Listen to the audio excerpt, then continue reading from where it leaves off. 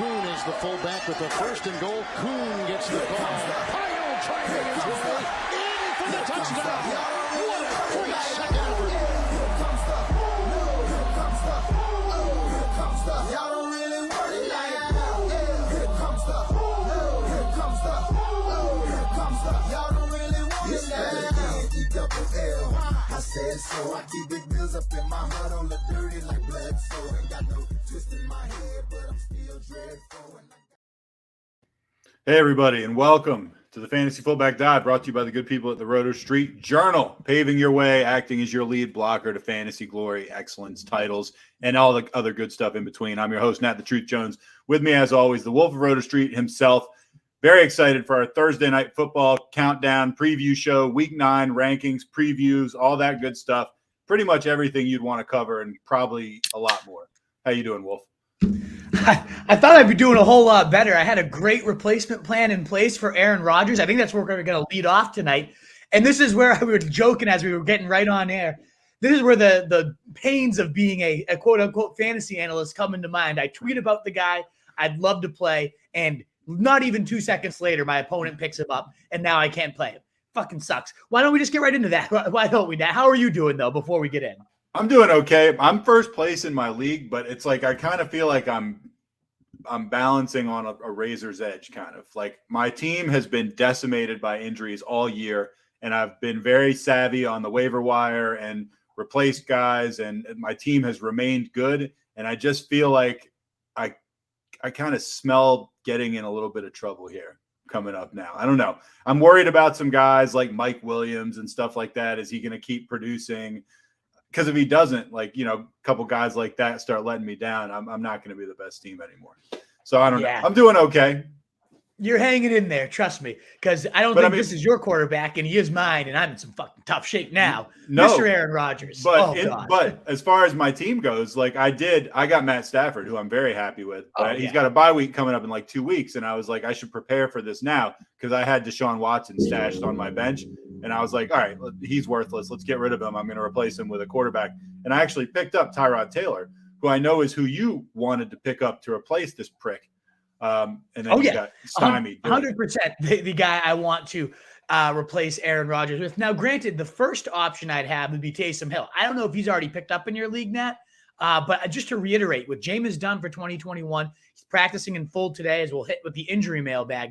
This guy gets the Falcons this week, the ultimate pristine plan for Tom Brady on bye, for Aaron Rodgers being a complete and utter douchebag and lying about being COVID vaccinated. Oh, he said he was immunized. Yeah, saying I had the vaccine, saying in his whole high and fucking mighty. Right, I won't judge my teammates who aren't, but I am. That is a great way to put it, and that is why more so than not getting the shot, the fact that just the high and mighty douchebaggery coming out of this guy's mouth, and also it kind of makes me wonder, as Devontae Adams got COVID, and then we were all kind of rolling our eyes at Alan Lazard for not being vaccinated and stuff. I wonder if Rodgers gave it to him. Yeah. Maybe. I mean, I don't know. Maybe. Just tanking. I have Rodgers and Adams stack, as I've talked about on the show a lot, in my main league. Brutal. Just absolutely brutal to have the COVID stack.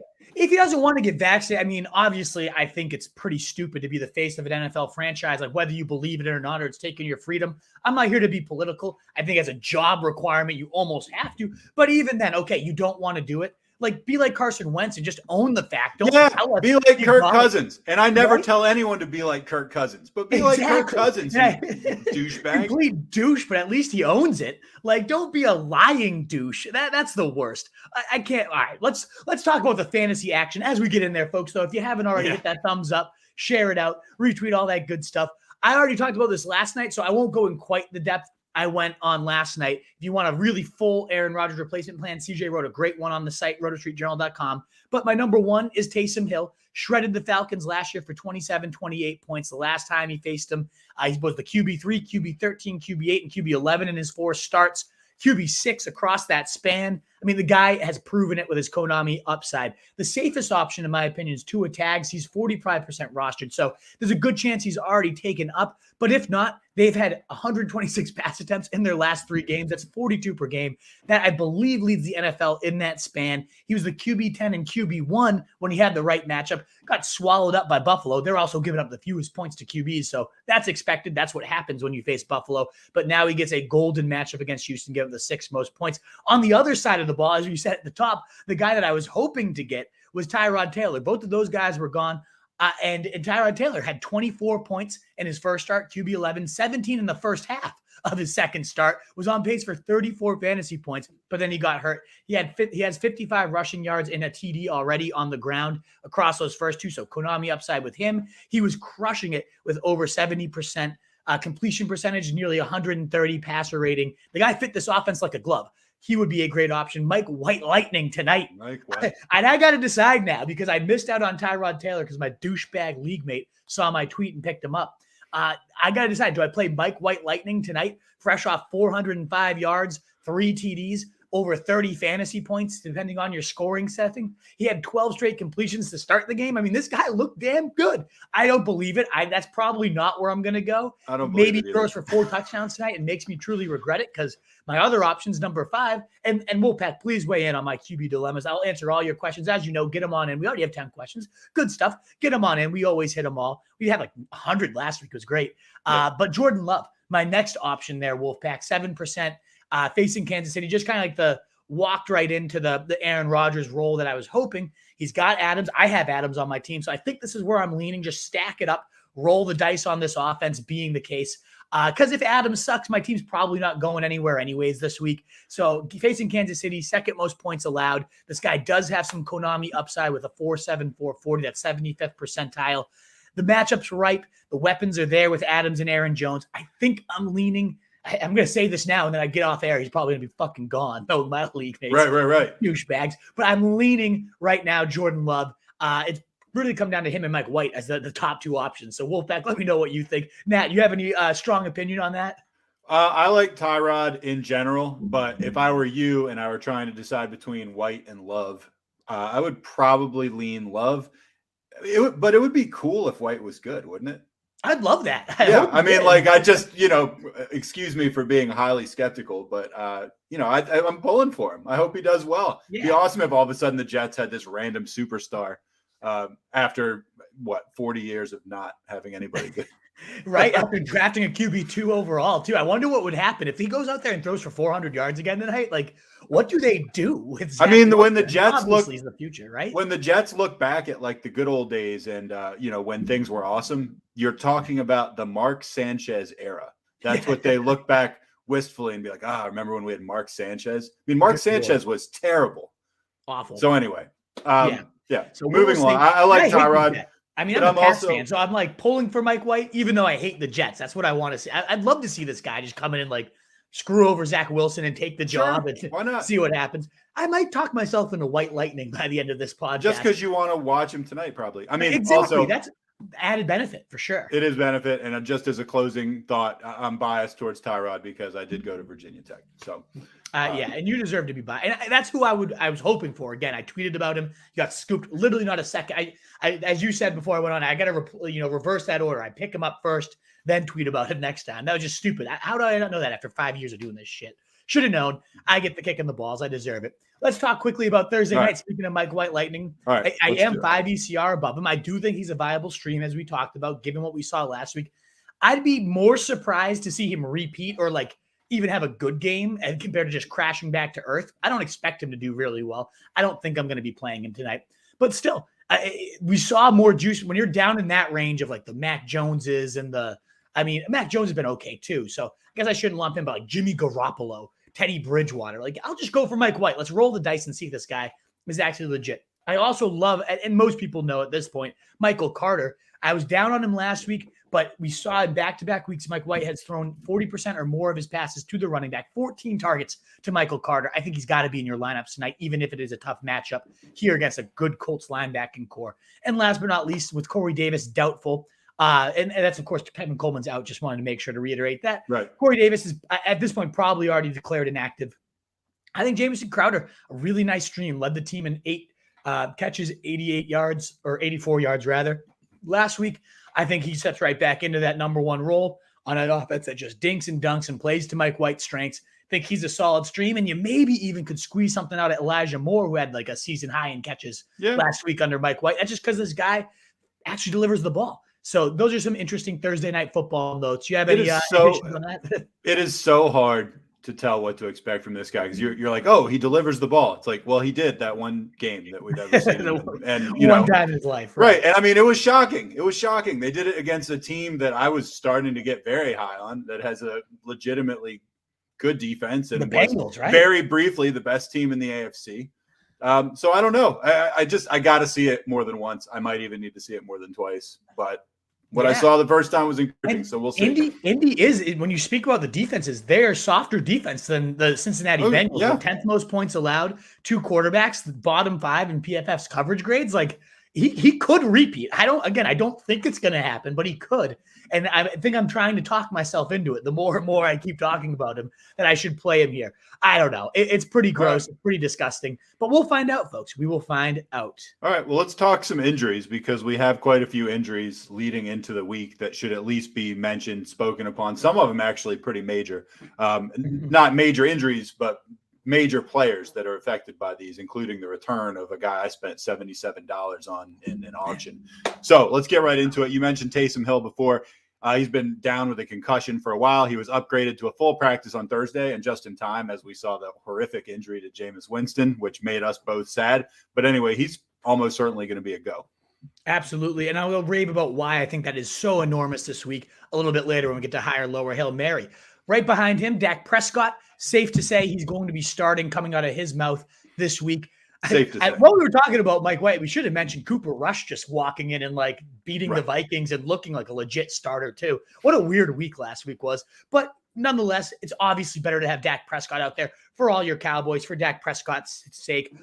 Right back into your top 5 quarterback, set and forget, no doubt about it. All right, Texans coach David Culley said Tyrod will be starting Week 9 against the Dolphins. That was quick, came right off IR, and he's starting right away, which I do think is the right move. I mean, Davis Mills was not checking all the boxes exactly. So we talked a little bit about Tyrod already. He's a go for Week 9. And he could be a go in your lineups, as we talked about. We'll get to more of that in Hail Marys. And then Kyler Murray, he was sidelined for Thursday's practice. Cliff Kingsbury did say he does not need to practice to be able to be in your lineups. But we have seen significant drops in his fantasy points when he is not mobile, when he doesn't have those legs, dating back to last year. He's like the cheat code of all cheat codes. And then when he gets limited, he really comes back to earth and is like below average fantasy quarterback. I'd be a little bit wary. You got to make sure you're tracking this. If he gets no practices in and plays, I'd still be pretty skeptical of getting Kyler Murray in my lineups. All right, this is the biggest name as we go to running backs. My fucking White, potentially. I'd be worried getting Kyler Murray in my lineup. No kidding.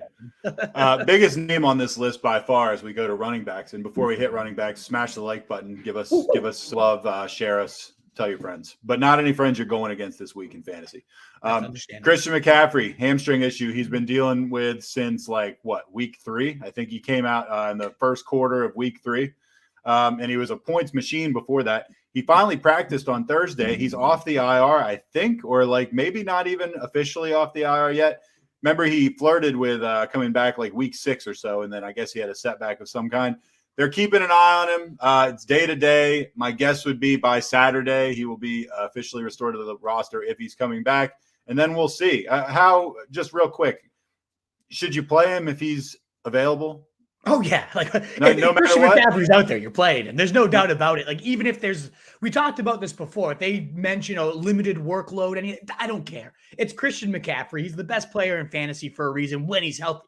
Now, he's the most frustrating player in fantasy because he never seems to stay healthy these past couple of years, and he dicks you around. He doesn't go on the IR. Then he is on the IR. There's a setback. Then there's another setback. It sucks. But if he's out there, of course he's smash play. Okay. Top 5 running back in your lineup. You don't you don't even hesitate there. Against the Patriots, He'll destroy our linebacking core. No doubt about that. David Montgomery, another guy returning from the IR potentially as early as this week. The hope is that he gets at least a little burn on Monday Night Football, according to reporters. Nagy did suggest that Montgomery, when he's back and ready, will get the bulk of carries when activated. So certainly that makes Khalil Herbert, who's been crushing it, as we all know, a bit riskier. especially because this is on Monday Night Football. We don't know who is in and who is out, and that makes that streamer a potential liability this week. Elijah Mitchell, and this makes me cringe given the injuries I'm already dealing with. Having rib issues, he's expected to participate in Thursday's practice. He was a DNP on Wednesday. A little bit risky, but again, as we talked about on Monday, Truth, 81% of carries in his 4 starts. I mean, the guy is locked and loaded if he's on the field. Let's see if he makes it on the field. Clyde Edwards-Helaire has not yet been designated for return. We talked about a few who have. He has not quite yet, so this thing could be lingering. You're going to get another week at least of the mentor, Daryl Williams, and then Frank Gore's grandson. Is that who this is? Derek Gore scoring a touchdown on Monday Night Football?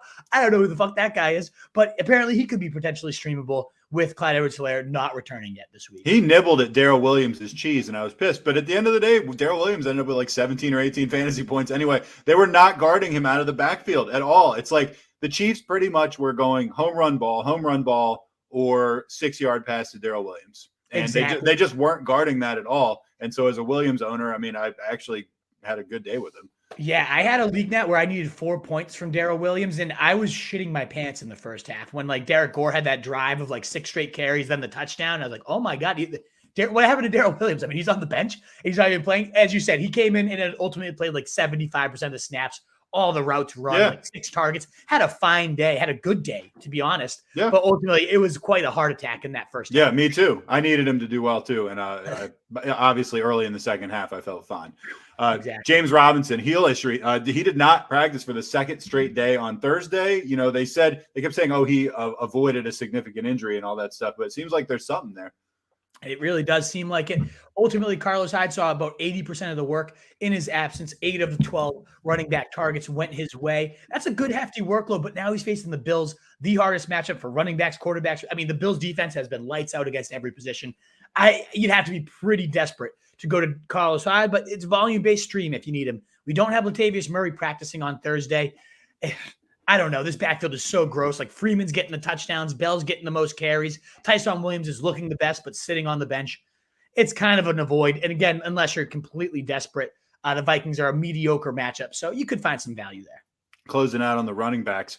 Titans offensive coordinator Todd Downing said he would, and I love this, there's 2 quotes in this banner. He would be, quote unquote, doing the offense a disservice if he, quote unquote, jerked the wheel on their first run identity without Derrick Henry. Foot surgery. I mean, maybe. I don't know. It depends how good your running back is, right? And Adrian Peterson at age 36, you can't get your foot off that gas pedal. Like, let's not jerk the wheel over to AJ Brown, one of the best young receivers in the game. Let's keep our foot on the gas with 36-year-old Adrian Peterson. And that's why I think that guy could actually be a viable stream this week, whether it's him, McNichols, and I guess it's AP. That's the guy I've been baking my flag in all week. Kind of crazy for him to come out and say that. I imagine when like AP gets stuffed for like 6 carries and 5 yards, they'll end up turning. They might jerk the wheel. Yeah, he might jerk that wheel a little bit. On wide receivers, Mary Kay Cabot reporting Odell Beckham has been excused for practice for the second straight day on Thursday. This seems fun. Odell's dad tweeting out videos of him running wide open and Baker not throwing it to him. That's helpful, right? I don't know if you watched the video, Nat. He's kind of right. Like he's wide open. He's right. Did you see the video? Open.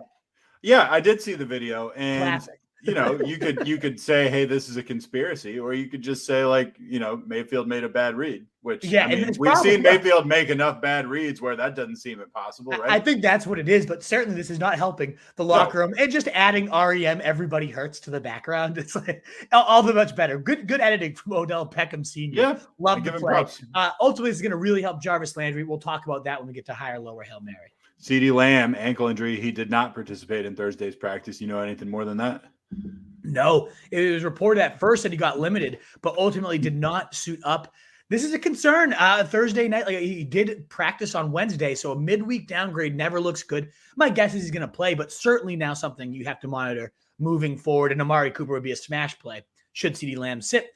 Devontae Adams has officially been activated. He was kind of dragging his feet.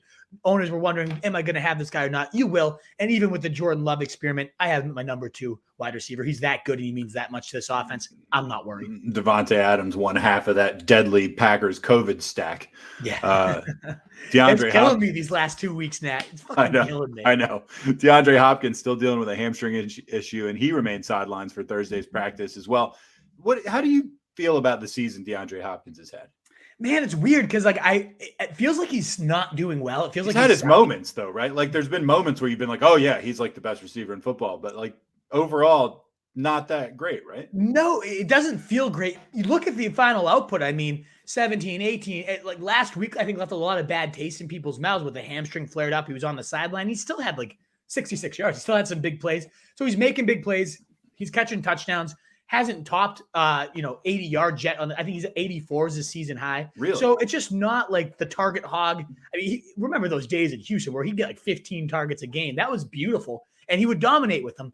They just don't need to do that here. But he's still doing enough to like be pretty much a lineup lock anytime he's out there. But the rest of the season, big board, he's definitely fallen below guys like Jamar Chase and some of these obviously Cooper. Oh, sure. That goes without saying. He's above everybody at this point. It's definitely not a DeAndre Hopkins of the Texans, but still a good enough offense that he's routinely is doing what he needs to do. Is he a top 10 wide receiver? Yeah, this week I think I have him at 12 just because I was going to say I have him maybe a little bit out of the top 10 at this point, which kills me because you know me. I love that guy. Yeah, I mean you've been on record a few times saying you think he's the best receiver in the NFL, right? Not like in the last couple of years you haven't heard me say that, but yeah, there was definitely a time that I thought that he was, or at least was certainly in the discussion. Yeah, and deservedly so. Yeah, Sterling Shepard quad injury. He didn't practice on Thursday, and if we want to stick with that same squad of juggernaut receivers, Kenny Gallaudet did come back to practice Thursday. So, in one, out the other. Yeah, we'll see. I mean, I wouldn't trust Gallaudet even if he plays. My guess is he doesn't suit up, but that will impact Kadarius Toney and his targets, and he's one of the guys I'm much higher on, as we'll talk about later. So keep a note of that. Cole Beasley did not practice for a second consecutive day. Early speculation was that his veterans rest, but then Thursday, having that second day off is certainly telling that this could be legitimate against the Jaguars secondary. I mean, this could be a big move. This guy, Cole Beasley, has seen 22 targets with Dawson Knox out. If Knox and Cole Beasley both sit, I think we can feel much more comfortable. We're probably going back to Sanders anyways, despite the goose egg. They're facing Jacksonville. Like we almost have to, but you could feel a whole lot better about him. And I think Diggs would be a candidate for like 35 points this week. Speaking of guys who are easily in the top 10 and probably top 5 receivers, Debo Samuel, dealing with a calf issue, was on a stationary bike to begin Niners practice on Thursday. He was a DNP on Wednesday. We know he's had injury issues in the past. He's been avoiding that so far this year, and he's produced massive fantasy numbers. How worried are you about him missing the game this week? I don't think I'm too worried. Last week, he was having this calf thing pop up. He was limited in practice throughout the week, and he went off for 171 yards and looked unbelievable. I'm not too concerned until he misses time, but we do know Debo has a pretty extensive injury history. I've seen Ayuk dropped in a ton of leagues, and understandably so. Yeah, sure. But where you own Debo Samuel, or if you don't and you want like a quote-unquote handcuff, I think Ayuk makes sense he should be on rosters. He has so much upside should anything happen to Debo Samuel. And then, George Kittle potentially coming back. It might be time to sell high. If you can get like a huge haul for Debo Samuel, I'm not saying I want to sell him. I love the guy. I love the player. I have him in quite a few leagues. I'm very pleased with him. But I'm tossing out some feelers to see what I could get for him. We'll find out. Sami Watkins did return to practice, although the reports are they might be just getting him ready for week 10 and he could miss the game. This would only really impact, Marquis Brown's the number 1 there. Rashad Bateman, though, one of my favorite streams, should Sami Watkins sit. And I probably still like Bateman even if he plays, but that could muddy up the waters there for him. All right, getting into tight ends, just a couple. Eric Ebron, hamstring issue. He did not practice on Thursday. Now, the blow of that lessened by the fact that we all love Pat Freiermuth around here, right? Oh, yeah, local boy, Pentucket High. Love it. Love Pat Freiermuth. Hit that highlight touchdown last week. What a great catch that was, huh? Unbelievable. Maybe top 5 catches of the year so far. I love it. Teach with his parents. It's pretty cool. Small fact there. And just the guy, every time he gets the targets, he produces Pat Fry. So without Eric Ebron in the lineup, it's looking like he's trending towards out again. I think Pat Fry's right there in your top 12 or so tight ends, a very viable streamer, especially if you're without Dawson Knox yet again, who did not practice on Wednesday. We haven't seen any updates yet on Thursday. He's been labeled day-to-day. It seems like he's trending towards out. Keep your monitor on that because I think he's still, even with these last 2 weeks being out, is number 2 in touchdowns among tight ends. I mean, that's how good this guy was before going down. Certainly should be in your lineups if he does end up playing. All right, we're going to get into our higher, lower Hail Marys at 7:30 exactly. Obviously, we're going to try to be done with this by kickoff. We want to answer everything in the mailbag. Give us a quick like as we transition into the quarterback position for higher, low. Hail Mary helps us get out to more people, and ultimately, hey, that's what we all want, right? Yeah, only 27 questions so far. Again, like and people came in mid to the show last time. We're like, are you going to answer? Of course we're going to answer. That's what we kind of butter our bread with, is answering all your questions, being the most interactive show out there. So please get that mailbag driven up, get the likes up, share it on out. We'll rip through this in about 15, max 20 minutes, get through all these positions for you guys, and then we'll be answering everything. They'll kick off, and we'll get to it all. Thank you guys again. Didn't somebody blast you on one of the social media sites because you said something and you were and they were like, "You're wrong every week," or something like Thanks for being here every week. We appreciate it. Thanks for reading us every week. Yeah, hopefully we're.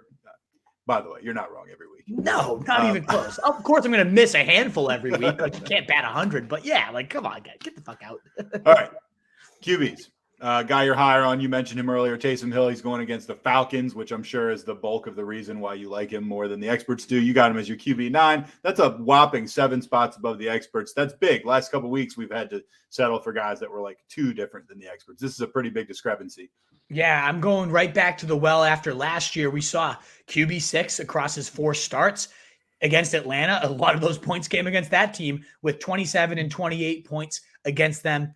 And this defense hasn't gotten any better. They're still giving up the 3rd most points to the position. I think Taysom Hill, assuming he's in. Now, we don't know quite yet. He did practice in full, but then his Nick Underhill, our favorite guy, has been saying they're being coy. Like, Trevor Simeon's working in with the ones, Taysom Hill, and then they don't really get a whole view of like the team portions of practice. So we don't know necessarily what their plans are going to be. And knowing Sean Payton's history, he's not going to really let us in on there. So I ultimately love the guy, assuming he's starting. If not, we definitely have some streamers. We already talked about the top, and we're going to get to in a little bit.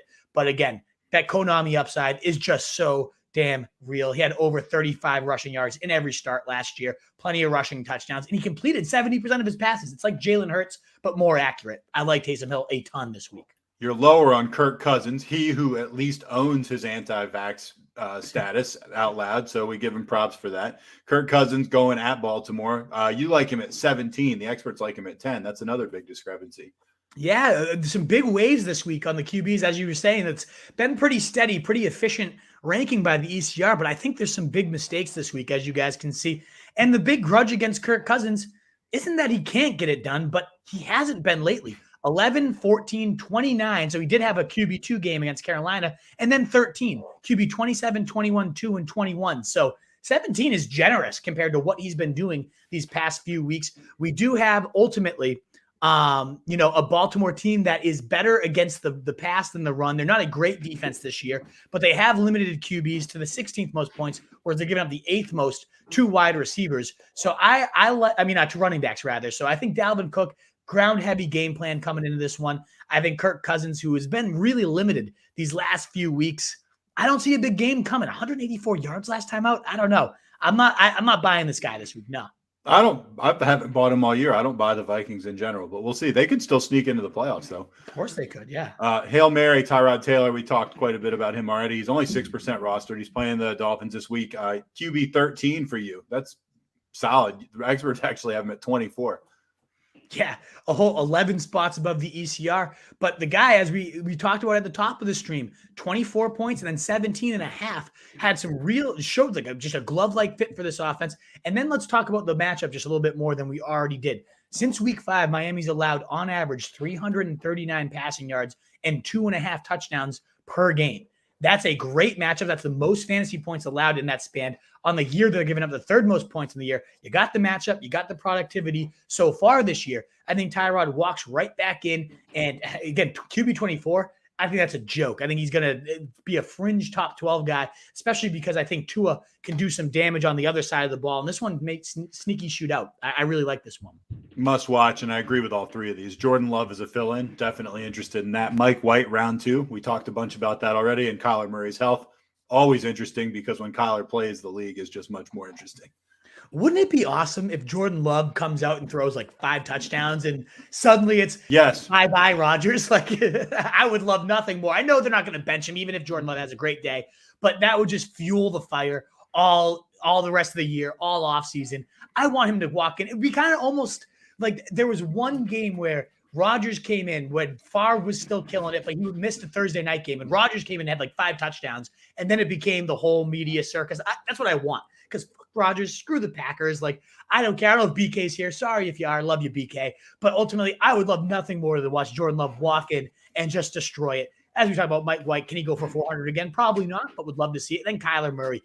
Is he healthy or is he not? Because it is, as we talked about, night and day in terms of fantasy production. When this guy is running and mobile and making plays with the legs, and when he's not, that's a huge must watch because he has not looked healthy these last couple of weeks. Running backs, guy you're higher on, Josh Jacobs. Didn't think I would hear that this lifetime. Going against the Giants, you got him as your RB13, 4 above the experts. Also, you like Devante Booker in that same game going against Vegas.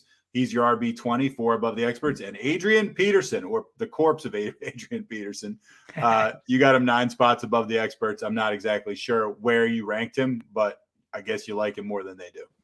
Yeah, I think I have him at 25, which is right on the cusp of pretty much every single lineup at this point. Let's start at the top, though, with the guys I genuinely hope to have in lineups. I actually like Josh Jacobs. I know, as you said, this is a guy I typically don't buy in. He doesn't catch many passes. It's not someone I like to target for the most spot, but the Giants, 11th most points to running backs. And you look at Jacobs and what he's been doing this year. Every game he's played, he's had a score other than 1. So 5 of 6 games, he's found the end zone. Why would that not continue against a bad Giants defense? He's going to find the end zone at least once and then maybe twice. It's been pretty like mediocre running back 15, 15, 21, but then 9 when he found the actual end zone that week. So I do think there's some actual upside here. I know Kenyon Drake's been getting more and more involved, and Jacobs is actually banging that drum. Let's keep getting Drake involved, to my old guy over there at Alabama. So I do think this remains a little more of a committee than we would love, but I think the end zone, the nose for the end zone, I mean, last time Jacobs was on the field, he only played a quarter, and he had 14 fantasy points, then he got knocked out. I really think this guy is – I've always liked the player. I just always hated the usage. But I think he's a good bet for 15 or so touches, a touchdown as well. And then on the other side of the ball, speaking of usage, I mean, there's very few backs seeing the usage of Devante Booker, who's ranked top 12 in expected fantasy points per game due to 16, 12, 14, 15 carries since Barkley went down. Also seeing 4, 4, 3, and 6 targets over that span. The points have been okay, 19, 9, 14, and 15 in half PPR leagues. It's just steady. It's just nice, steady. And the Raiders are even easier against running backs. They're the 10th most points allowed, nearly a touchdown per game allowed to backs. And we've talked, I feel like I'm always higher on Booker every single week because I have to just keep reiterating the stat. Every time he's seen 12 or more carries, he's averaging nearly 20 fantasy points per game, almost a touchdown per game in those spans.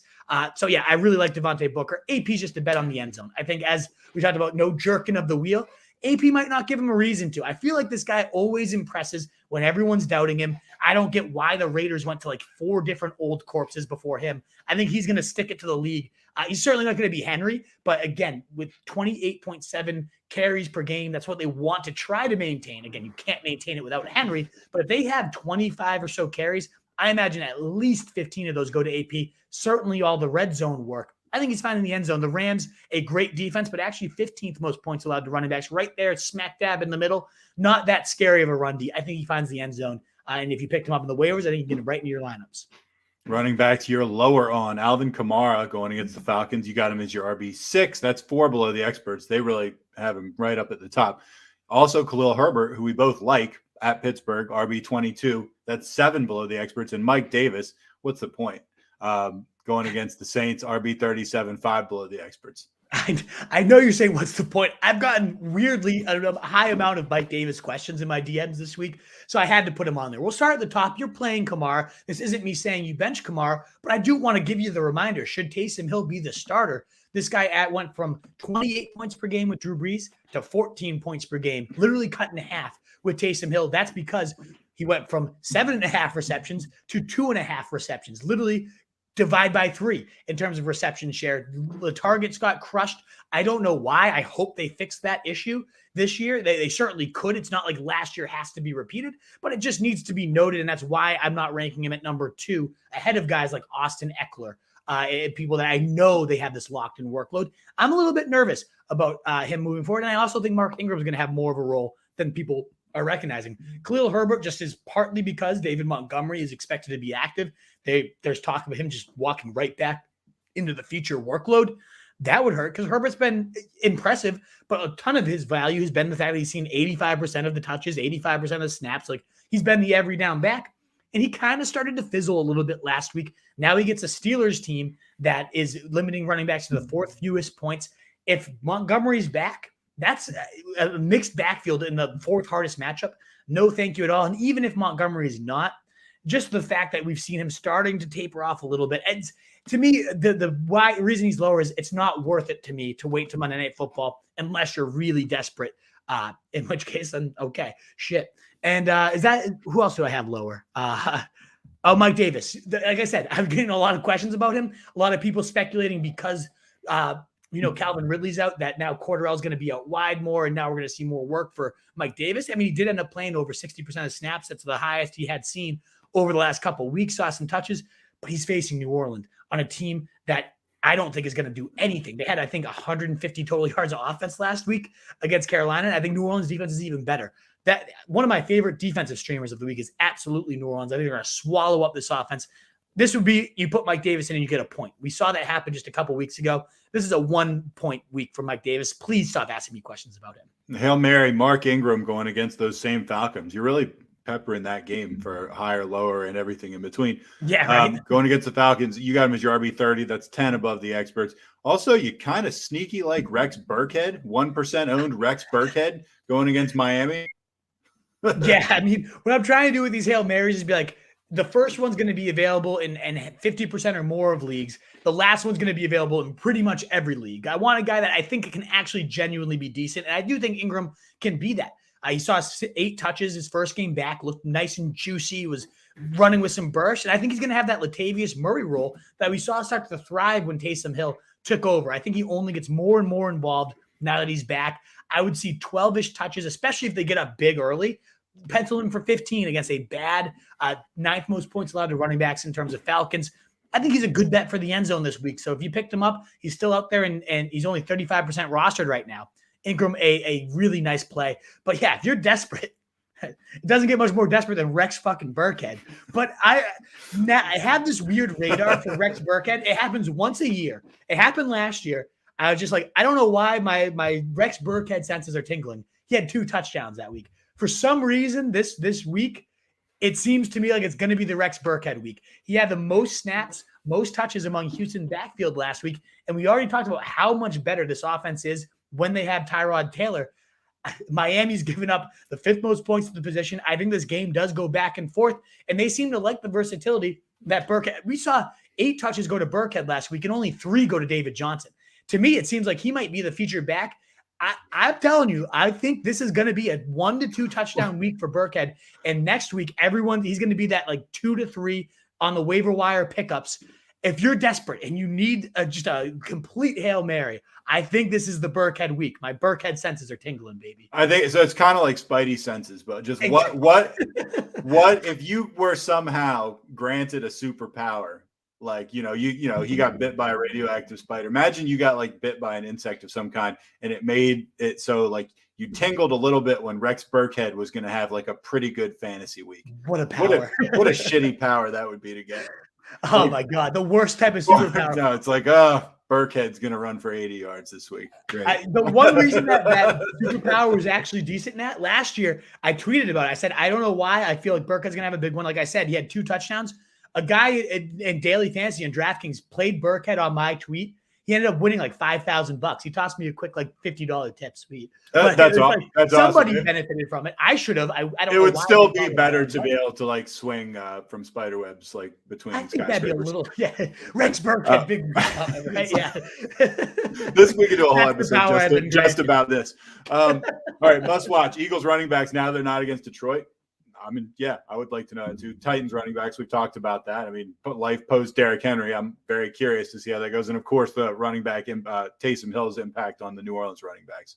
Yeah, I like to try to keep the must-watch different from the guys I've talked about, but really this week, these are the big stories. The Eagles I haven't talked about yet, but we saw 12, 13, and 12 carries pretty evenly distributed. I wonder if they continue to have this massive ground pie suddenly out of nowhere. Of course, when Miles Sanders goes in the IR, my running back, where he couldn't see 5 carries, now they suddenly handing out 12 to every running back that's ever existed.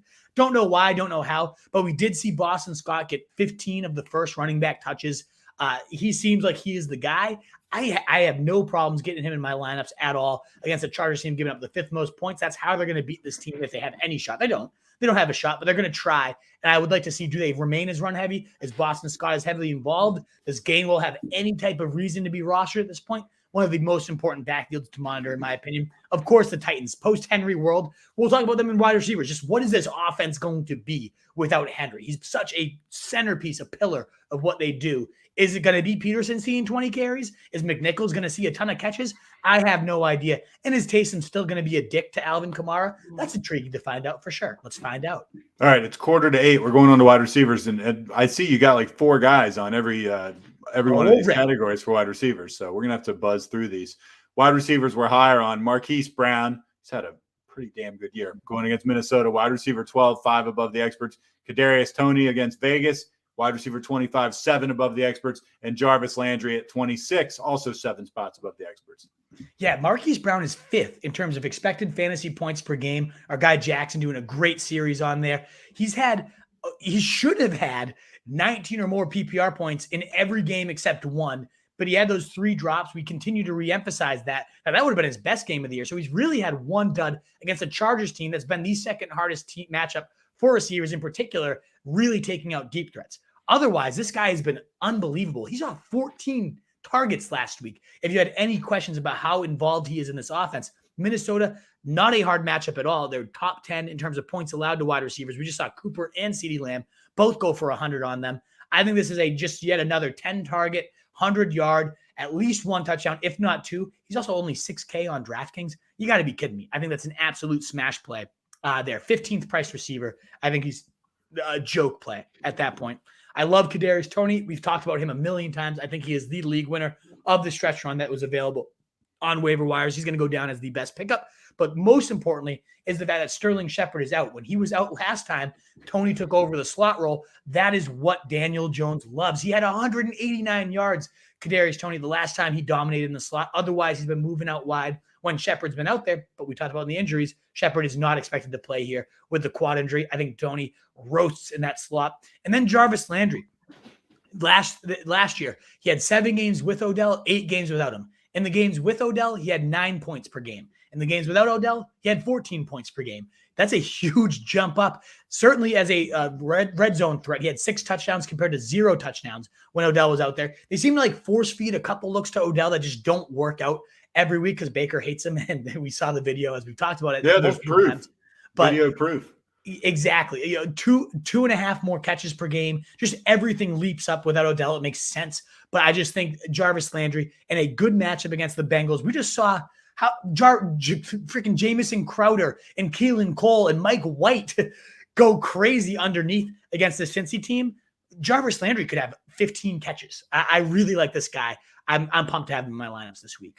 Guys, you're lower on DJ Moore at the Falcons. Man, you love that game for whatever reason. Wide receiver 21, 10 spots below the experts. You also don't like Cortland Sutton as much as they do going at the Cowboys. Wide receiver 28, 6 below the experts. And then Devonta Smith playing the Chargers. You got him at 37. The experts have him at 30. DJ Moore is ranked ahead of right now DeAndre Hopkins, Marquise Brown, Keenan Allen, Mike Williams, Michael Pittman, among far more others that he should not even be in a conversation with. That's stupid. Do we need a reminder? I know he started the season super hot. That was sexy. I liked it too. We all did. 6, 8, 10, and 8 across his last 4 games. It's not coming back. Darnold sucks. And even if Darnold gets benched, PJ Walker is just as bad. They get a New England team that's actually pretty good. Yeah, how's he supposed to score these points that they think he's going to score? I don't know how he's ranked this high. I don't get it. This is the easiest. I put him on my lower every week, and I know it seems like cheating, but I win every single time I do it. There's been one time this guy's proven me wrong all year. and it's not going to happen this week. You did it last year too, didn't you? Yeah, it's because he's so talented. I'm not saying he's not. I love the guy, but he's so high on the list. It's easy for you to go below because people see the talent. Exactly. I see the talent. I just don't see the usage. And I don't see the role. Cortland Sutton against Dallas, 4 targets last week, 4 for Judy, 3 for Tim. Teddy Bridgewater cannot sustain 4 multiple receivers. I think Trayvon Diggs goes on Sutton. We've seen Dallas be erasing to number 1 receivers and then one of the most generous teams to number 2. This is me banking on Diggs going to Sutton and not Judy. I do think Judy down the stretch is the number 1, but we will see here. And Devonta Smith, speaking of guys that are just overrated on their talent, lest we forget, he has fucking Jalen Hurts throwing him the rock, who, if you haven't noticed, sucks as a passer. I know he's a good fantasy quarterback, but he blows as a passer. We have 4, 9, and 2 points for Devonta Smith across his last 3. 11 was the one before that. It seemed like he was finally hitting a groove. He sure hasn't, because Jalen Hurts cannot throw a football. I have no interest in Devonta Smith this week. All right, Hail Marys. Van Jefferson. I wonder if he's even a Hail Mary anymore. Going against Tennessee, 30% rostered, so he is, right? I mean, I feel like he's somewhere between Hail Mary and like a guy you just definitely have. And I feel like 30% is about right for there. I mean, it's like it's been a slow burn, people kind of recognizing that this guy, like the Rams, are so good they could maybe have 3 receivers that are viable. He's 30% rostered. You also think Rashad Bateman, who's also kind of been like a slow creep up burn going against Minnesota, 35% rostered. And then if you want a real shot in the dark, Jamal Agnew, who you actually mentioned last week, he was only 1% owned last week. I think he's 5% owned now. And then Russell Gage sighting at New Orleans, 14% rostered. Yeah, similar, as I said, to the running backs. I do want to give a couple guys that are under 50% rostered, but still might be owned in your league. Van Jefferson at the top there. Tennessee, most points allowed to wide receivers. Van Jefferson, every time he's seen 6 or more targets. 6 points the first time he did, then 18, 12, and 10 across the last 3 games where we saw 6 or more targets. If you haven't seen it yet, Deshaun Jackson was released. Their second-round receiver, Tutu Atwell's on the IR.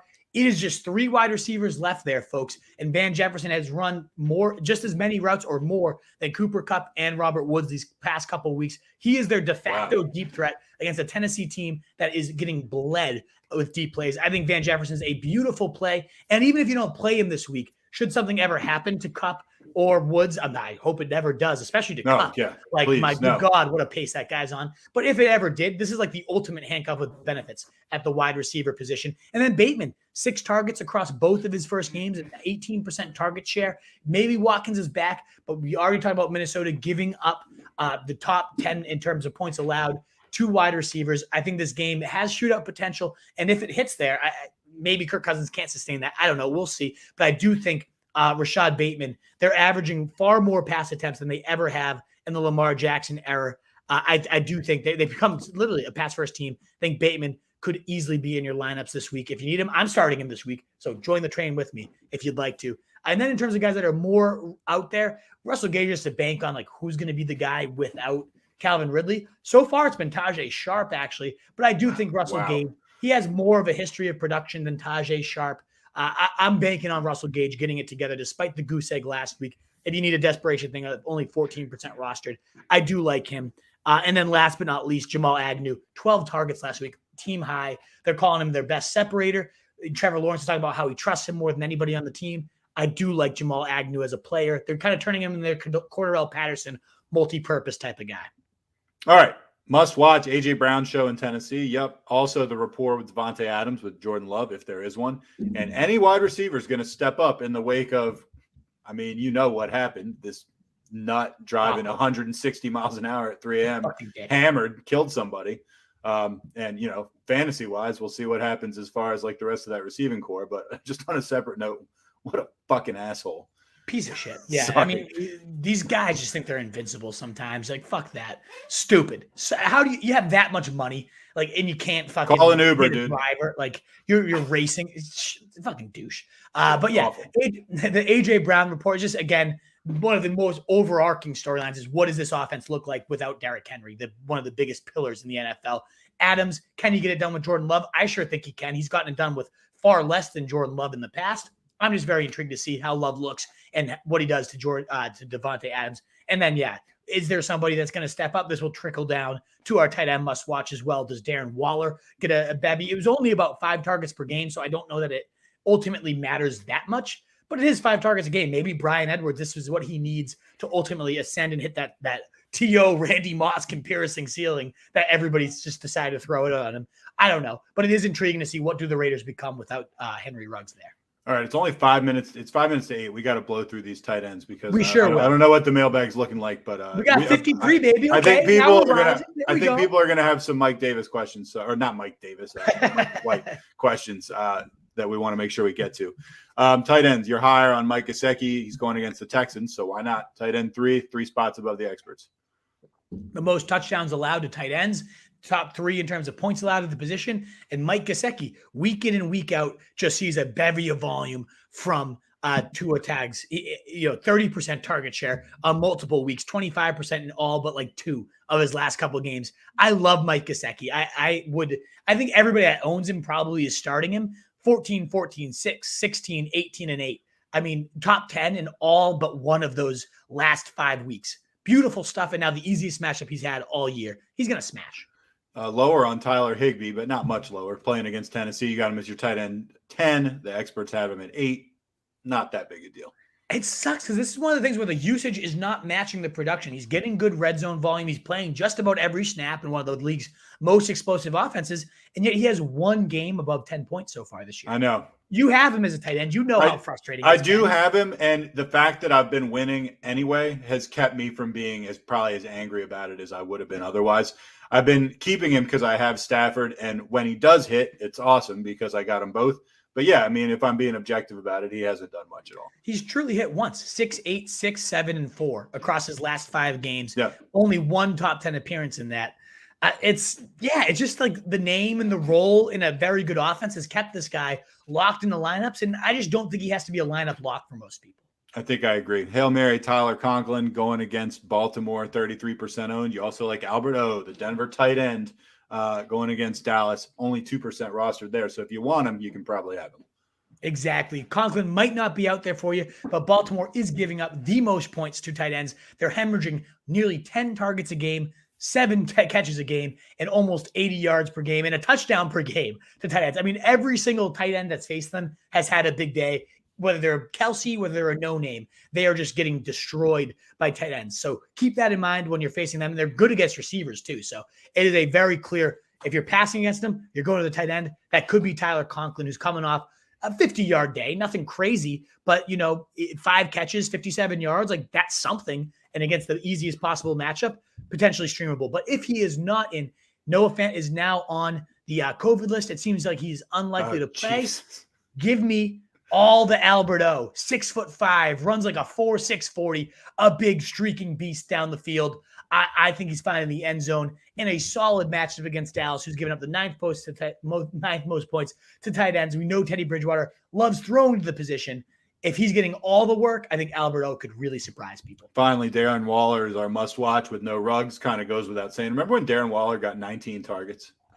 And he's seen no more than 8 since then. It blows my mind. 19, like 10 of them in the first half. It was like, this guy's going to beat better than Kelsey. And maybe he still could because Kelsey isn't doing anything crazy. I think he's the ultimate buy low in fantasy. I agree. I really think Darren Waller is going to have a second half to remember. And it's going to start this week, and that's why he's my must-watch player. I don't think Ruggs is going to be the reason being removed, but it's just another thing that helps catalyst that breakout for him. All right, let's get to the mailbag. Let us get to that. As we get to your questions, guys, that thumbs up button helps us reach more people, shares, retweets, all that good stuff. And if you don't already subscribe and put that bell on, consider doing that so that way you never miss a show. What are you waiting for? Gary W. I can feel the Jets starter hype already, and the live stream hasn't even started yet. It's going to be a great game tonight. Jonathan Taylor going to go for 30 points. We'll see. Well, I would not deny that at all. I think Jonathan Taylor, against the team giving up the most points, the running backs, smash. Going to kill. Omar F. Yo, Wolf and Truth. My guys, I need a D streamer this week between the Ravens, the Raiders, or the Chiefs facing Jordan Love. Thanks, as always. What do you think? I would – none of these really appeal to me that much. Like I was going to say Miami, but now they're getting Tyrod, so I don't like him. This is a tough call here. I would probably go the Ravens just as the best defense, most turnover probability Kirk Cousins kind of sucked these last few weeks. I don't love any of them though, Omar. So that's up to you. Just a reminder to guys, like we will most likely get to every single question we typically do, and that's our goal, and that's what we strive for. But if you want a guaranteed answer, and or if you want to just support the site, that super chat button. We've gotten some, like Jeff Lee, $25 last Thursday. Like, we've had some people that have really just stepped up to support us and are truly helping us get to that next level. So whether you need your question answered, whether you want to support the site, toss us that super chat. We'll be sure to give you a good in-depth answer. That's a way just to make sure you get an answer. Either way, not guaranteed, not expected. We'll get to you anyways, but still, just a nice way to support us, and we'll give you a better answer than usual. Matthew Noto with Corey Davis doubtful. I only have Bateman and A-Rob. Ouch. In full PPR, would you drop A-Rob for Rondell Moore and start Moore over Bateman? I think you can drop A-Rob, but I don't think you would start Moore over Bateman unless we get news tomorrow that Hopkins is going to be out or anything of that nature. He didn't practice today, so it's something to monitor. Like I said earlier, though, as a Hail Mary, I love Bateman this week. I would much rather have Bateman than Rondell Moore or A-Rob in my lineups this week. I agree. Jose Vega, if Hubbard plays, do I start him or James Robinson? Full PPR. Well, Robinson might not play, so this could your decision might be a lot easier than. But also, thinking. Christian McCaffrey might play, and then Hubbard's completely useless. Then you have nothing. Who's your next option? Right. That's what we got to figure out from there. Rex Burkhead. Right, Rex Burkhead. Burkhead senses are tingling. Yeah. 25 says, do I start Michael Carter tonight? It really depends on your other options, but we like him. He's my RB14, so there's a good chance you're locking him in. 44% and 40% of Mike White's targets have gone to the running back. 14 targets went to Michael Carter last week. The Colts are going to eliminate the run, but as a pass catcher, I do think Michael Carter could do some real damage tonight. I'd love to know who your other options are, but there's a good chance I'm starting Michael Carter, yeah. Roth, Tiberius, Kane, I have to start Ty Johnson. Hopefully it won't bite me in the ass. I mean, these last couple of weeks, he's been a top 10 and a top 25 running back. Because the Mike White, again, peppering the running back position, Roth, Tiberius, Kane. I love that Regal name. I always say it every time you come on here. Yep. It's probably going to bite you in the ass, but there's a chance it doesn't. We'll see. Matt Feeney, worth trading Mike Williams and McNichols for Pittman? No, because McNichols, whatever, he could end up being the future guy there. We still have my bank is on AP. That's who I'm betting on. I'm not trying to hedge here. I think AP is the guy. It could just as easily be the younger, fresher, McNichols here. I just would rather have Mike Williams than Pittman anyways. I think Pittman is going to be steadier. So if that's what you're seeking out, Matt Feeney, maybe you see if you can just do Mike Williams or Pittman straight up.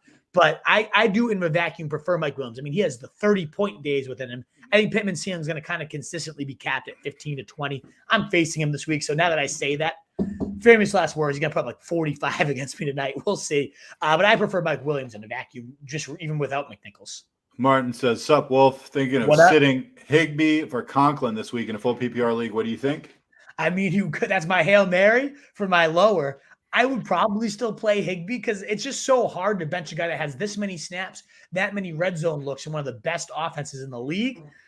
But I see why you would do it. The best matchup possible for Conklin. You trust that gut, baby. I have Higbee a little bit higher, I have 2 spots higher to be exact. So if your gut is screaming Conklin, it is well within the realm. But I would go Higbee personally. Jose Vega, I have Rodgers. So do I play Wentz or Tua?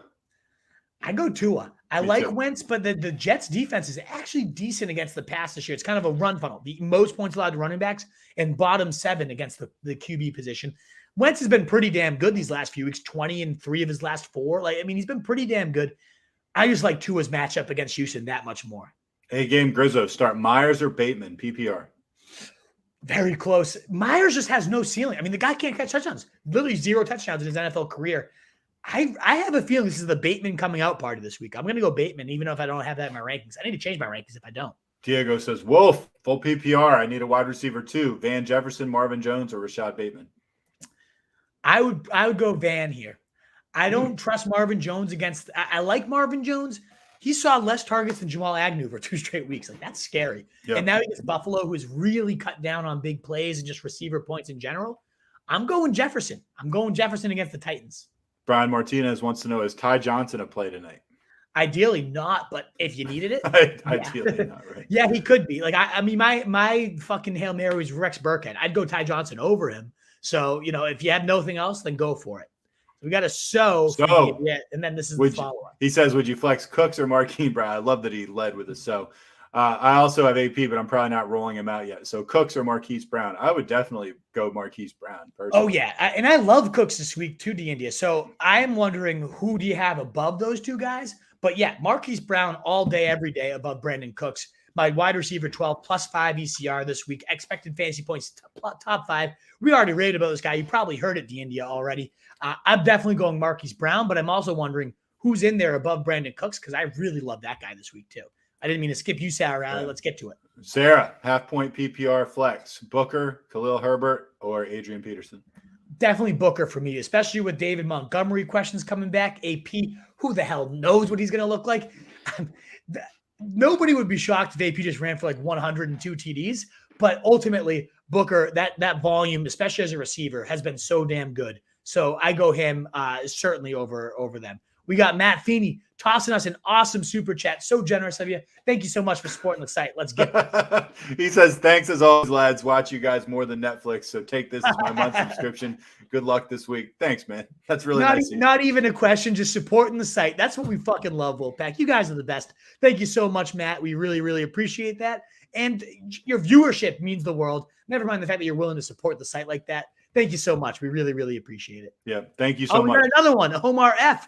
Holy shit. Thank you, Omar. He consistently what's Omar want? Super chats our way. Omar actually wants us to answer a question for his money. So we'll make sure. Okay, Omar. Would you drop Tony Pollard for Moss? 10-team full PPR league. Cheers, fellas. Ooh, Omar, there's a lot of layers to this question. The first is, if you pick up Moss, are you using him? Because if you need the usability, Moss definitely has more usability than Tony Pollard right off the bat.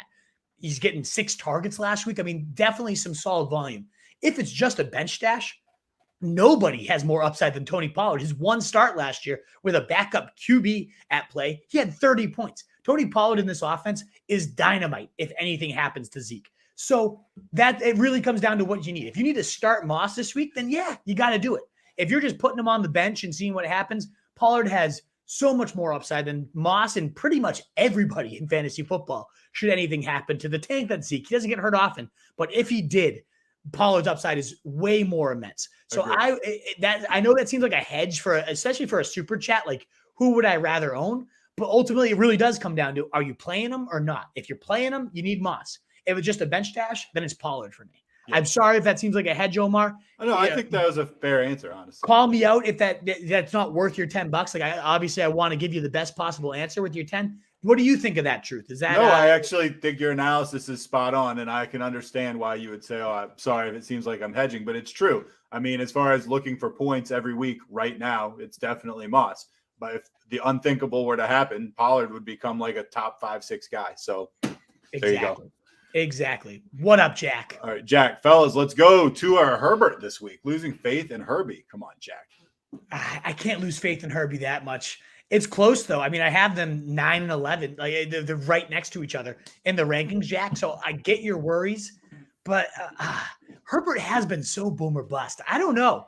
Like, I honestly think the floor is higher for Tua, which is crazy to say. But Herbert's floor has been extremely low. We've seen Herbert's floor, and it's like the basement. But we've also seen 40-point days from Herbert. And so, I mean, I have him ranked 8 Herbert, 11 Tua. I go Tua. I mean, I go Herbert. I go Herbert. Rankings and just like, the guy is it's Justin Herbert. But yeah, I get your reservation, Jack. You always trust your gut on these. I would still go Herbert, though. I have a feeling this is a good rebound week for the guy. And I meant to say thank you again, Omar. Thank you again, Matt Feeney, for the support for the site. We really, really appreciate it. Thanks, guys. Matthew Noto, another one. Tannehill or Taysom? Oh, Taysom all day. As you heard, the higher, lower Hail Mary. As long as Taysom's the starter, he's going to be a smash play against Atlanta. We got like 10, 11 minutes. We got to start rolling. With both Debo and Nook questionable, do I start Pittman tonight? I still have Booker, Javonte, Bateman, and Patrick to pivot to Sunday if I need to. Standard league, and I need floor this week. If you need floor, I think you go Pittman over Nuke. I have them within 3 spots of each other. I think Pittman's definitely safer. I think you get him in here just in case one of those 2 guys misses. Yeah, I like it. Oscar says pick ODJ. I'm assuming he's probably talking about OBJ. What do you know about if he's leaving to another team? No, nothing more than you do. But I think it's worth a stash if you have the trash just to see if he gets cut and goes somewhere useful. Imagine he goes like the Chiefs or the Packers or something wild. I think it's worth seeing what happens. I'm not sure it is, if I'm being honest with you. Diego De You're never Leon. right there now. I've been right more than I've been wrong on this. It's true. Diego De Leon, Mahomes is my QB. Who's a better stash going forward? It's Hill, Tannehill, or Carr? I think the better stash. One, do you really need a stash when you have Mahomes? I know Mahomes hasn't been great, but that's the whole point of owning him. Still like the QB4 or something like that. Yeah, I honestly don't think you waste a roster spot on it. But if you did, I think Taysom Hill just as like the guy. But I wouldn't waste a roster spot. That's my answer to that. Hector, any thoughts on Ingram on the Saints rest of the season, or should I drop him for Hyde or Latavius Murray? I'd rather have Ingram on the Saints. Better offense, run heavier attack. Yeah, I'd go that. Troy says, "Wish me luck. I'm starting Mike White over Love." Good luck. I'm considering the move, Troy. Let me know what you think. I'm doing the same thing. I don't know. I'm not starting White yet, but I might. Twin Caliber UK. Hey guys, it's rough. I need to start too. Gage, Sanders, Edwards, Nico Collins, Rondell Moore, Lazard. Help me. I don't want to fork my.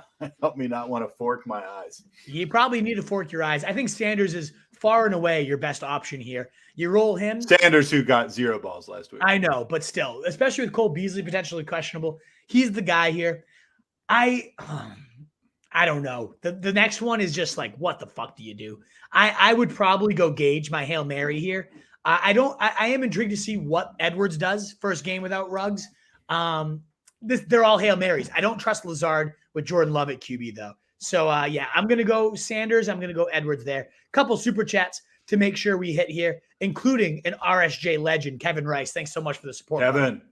What's up, boys? Great stream. If I have to start Boston Scott this week because of the Swift buy, so do I go Taysom or Hurts? Also, if CD is out, do I go Pollard, Manny, Sanders, Moore, or McNichols? I don't think that you should let Boston Scott dictate your QB choice. That being said, I have Taysom Hill at 9 and Jalen Hurts at 10. I think Taysom Hill is like the safer of the two. Should he be starting? Now, granted, again, Trevor Siemian might be named the starter. This won't even be a question for you.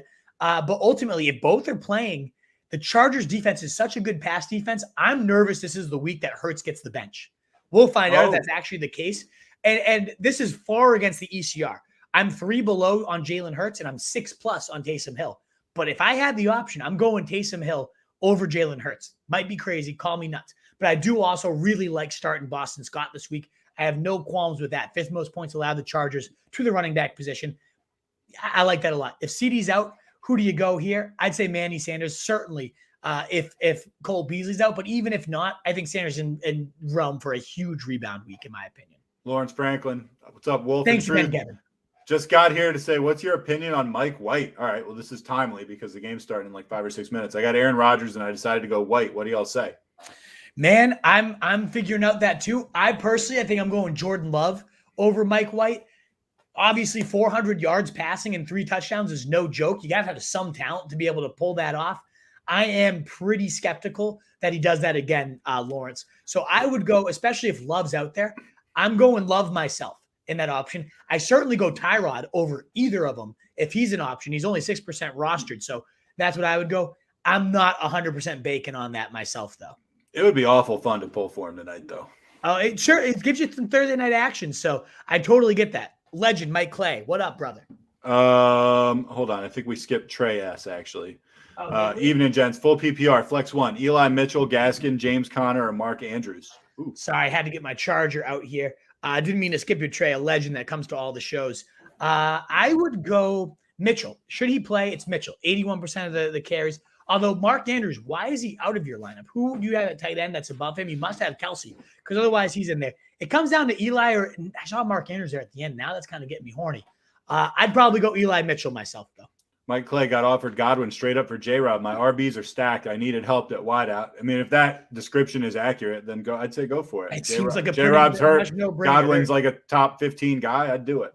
In a vacuum, I have them like side by side. So if your team needs dictate it, then I'm all about it. He's also in talks with another land. Devontae, Waller, and Pittman for Kelsey. J-Rob, Mitchell gave him the choice. Mike Clay, I wish we had more time to analyze your trade, but we sadly don't. Unless you want to toss that super chat at us, we'll be happy to analyze it. James Nelson on Twitter or whatever after, but we have too many sit starts to analyze. You think Boston Scott will have another good game? I think he sure could. He had 15 of the first touches in the game. He's their number one guy. I think that's very valuable against a Chargers team, giving them the 5th most points. James Nelson says, will Odell go to the Saints or the Raiders? I don't know. Probably neither. But thoughts on Kittle this week? I don't know if he's even playing yet, Joseph. Could be interesting. That one until Sunday. TS says, if Hopkins does not play, should I flex Emmanuel Sanders or Gordon? PPR. Are you talking about Josh Gordon? I'm going back to Sanders. I'm going back to Sanders. But is he talking about Josh Gordon? Probably Melvin Gordon. Okay. I was like, you're talking about Josh Gordon. No, it's Sanders 2014. Regardless of the Gordon, it's Sanders for me. Okay, I agree. Mike Duty, Brady on bye, playing it safe with Wentz versus Taysom. Thoughts? It's safe. Not what I would do, though. I have Taysom higher. Juan Pena, who's in my flex? Connor, Tony, Hyde, Kenyon Drake, or Van Jefferson?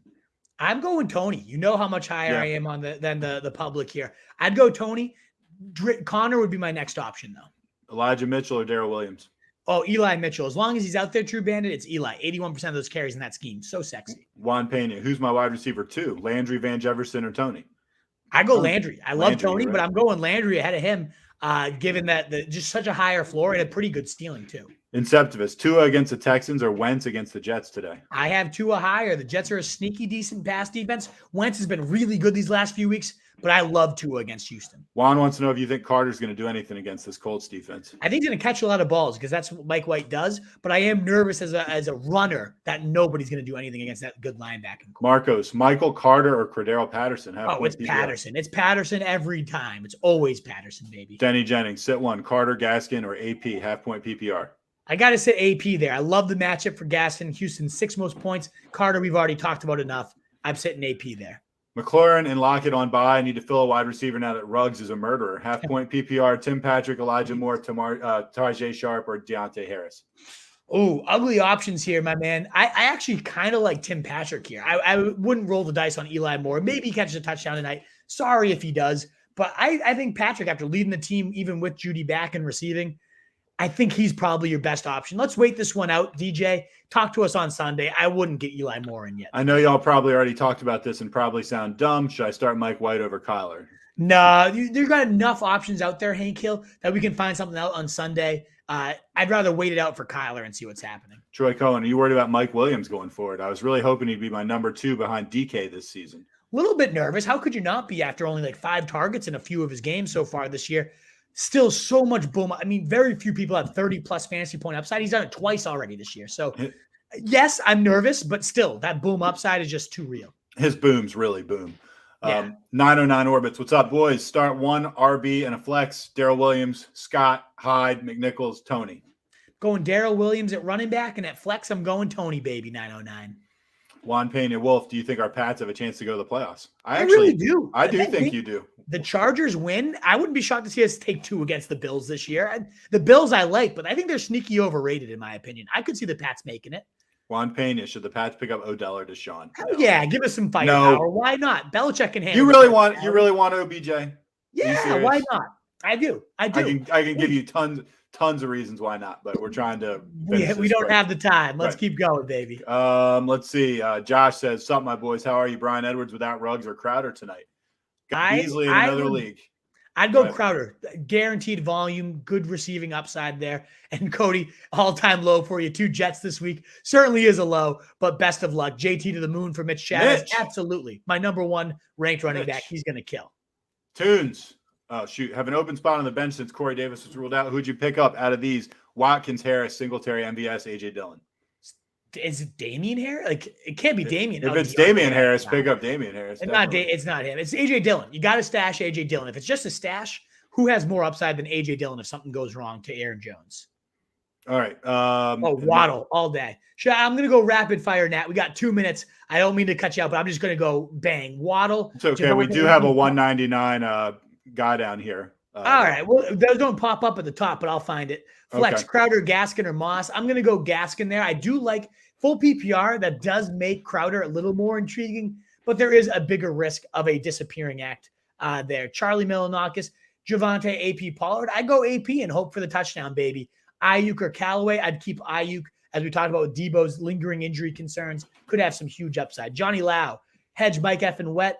I don't know. There's a lot going on there. I can't answer that. Hurts or Taysom. As I said, you already answered this in a super chat for you, Kevin.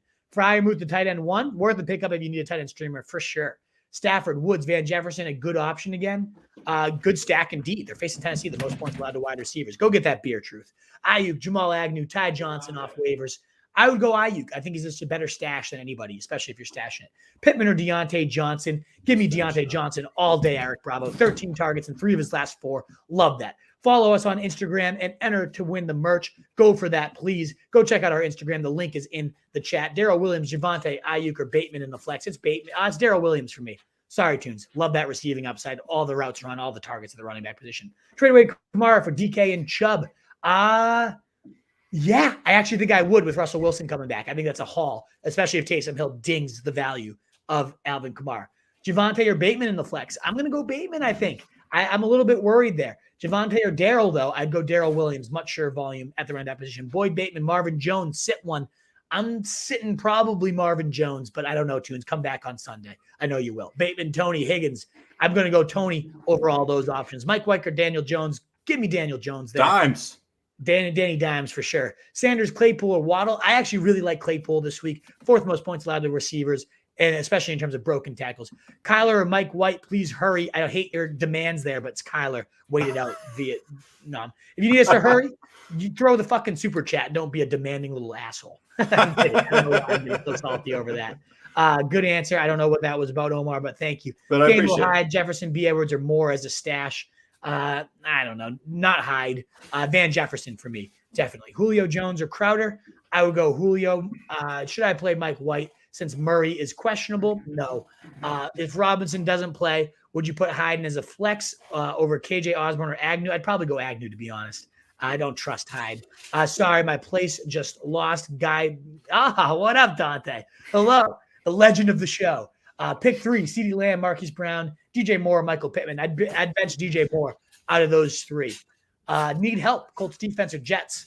Or I'd go Colts against the Jets, even though the Jets had some firepower. They still threw some picks. Need 2. T. Higgins. Tunes, how many fucking questions do you have? T. Higgins, CeeDee Lamb. Tunes coming in hot at like 8:15. I know, seriously. I'd go CeeDee Lamb, of course, if he plays. Devante Booker, and then T. Higgins, should he play. Pat's taking 2 against the Bills. Yeah, they're going to do it, Cody. Watch. You wait and see. Michael Carter or Robinson.